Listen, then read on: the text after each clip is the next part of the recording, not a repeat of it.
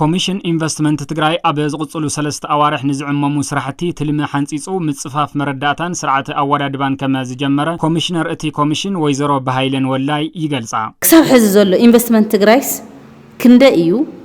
ክንደ ማኑፋክቸሪንግ ክንደ ኣብ ኮንስትራክሽን ክንደ ኣብ ናይ ሕርሻ ዘርፊ ኢልካ ክፍለ ኣለዎ ተና ኢንቨስትመንት ዝበሃል ኩሉ ዓይነት ምንቅስቃስ ናብ ሓደ ስርዓትን ሲስተምን ከእቱ ዝኽእል ምንቅስቃስ ንጀምር ኢልና ኣለና ሰውጥር ሓደ ህዝ ንስራሕቲ ቀላጢፍና ክንሰርሓው እንተል መውፂና ኣላ ዘለና መረዳእታ ኢንቨስትመንት ትግራይ ክነጽፍፍ እያ ሓንቲ ካልኣይ ድሕሪ መረዳእታ ኢንቨስትመንት ትግራይ ምጽፋፍ ክንደ ይስራሕ ኣሎ ክንደ ይኸ ኣብ ስራሕ ዘየለ ክንደ ጀሚሩ ክንደ ከዩ ዘይጀመረ ዝብሉን አሰስመንት ተካይድና ነዚ ወዲውና ሓንቲ ክንሰርሕ ዝሓሰብና ያ ዘያ ማለት እዩ ኣብ ትግራይ ኢንቨስት ንዝገብሩ ሰብ ሃፍቲ ስሉጥን ጽፉፍን ግልጋሎት ንመሃብ ብትኹረት ይስራሕ ከም ዘሎ ድማ እተን ኮሚሽነር ይብርሃ ዘለና ሃፍቲ ኣማጢጥና ኣኪብና ኣከከው ዝግባእ ኣቀሚጥና ተለቂሕና ኣለቂሕናውን ተለቃቂሕና ተሓጋጊዝናውን ቲ ኢንቨስትመንት ነቲ ጠቅላላ ኢኮኖሚ ናይ ትግራይ ናይ ዋዕላ 10 ዘዕርፈሉ ኩነታት ክፍጠር ኣሰማምዓ ጥራዓን ናይ ትትካለውን መልክዕ ክሕዝ ናብ ሓደ ትቦርድ ብዝመርሖ ዳይሬክሽን ከዓ ናብ ተግባር ከኣትውን ቲ ኢንቨስተር ናብዚኣ ምስ መፀን ንኸየ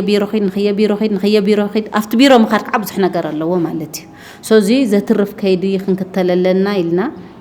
تناي حدا مأخذ سرعة ناب حدا خنوم صعينا نسرح زلنا مالتي تناوينا مس كل من محدار زواتاتن ورداتاتن كتماتاتن كوينا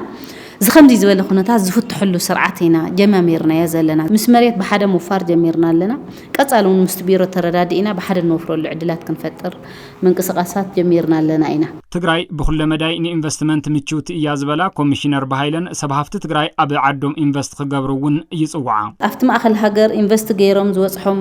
ሓደጋ ዝርፊያ ተጽዕኖ እንት ተረዲኦም በአግባቡ ፈሊጦም ናብዚ መጽዮም ቦታ ዳህውና እንበር አውዚ ኢንቨስት ክንገብር ኢና ኢሎም ዝመጹ ሰብሃፍቲ ኣለዎ እዮም በሚዛኑ ምትሓስለ ዘድሊ ኢንቨስተራት ትግራይ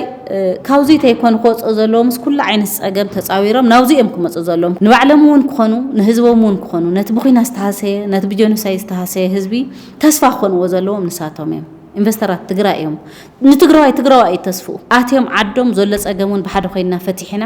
በሓደ ከዓ ትግራይ ንቀድሚት ክንወስዳለና ዝኾነ ጸገም ተገጢሞም በዓቅምና ዝፍታሕ እንድሕር ኮይን በዓቅም ትግራይን መንግስቲ ትግራይን ዝፍታሕ እንድሕር ኮይን ከዓ ክንፈትሕ ድልዋትና ህዝቢ ትግራይ ብጸላእቲ ካብ ዝወጽሖ ዘሎ ማሕበረ ቁጠባው ጸገማትን ምውጻእ ውሽጣዊ ሃፍትን ዓቅምን ብኣግባቡ ምጥቃም ወሳነ ከመ ዝኾነ ድማ ኮሚሽነር በሃይለን የተሓሳስባ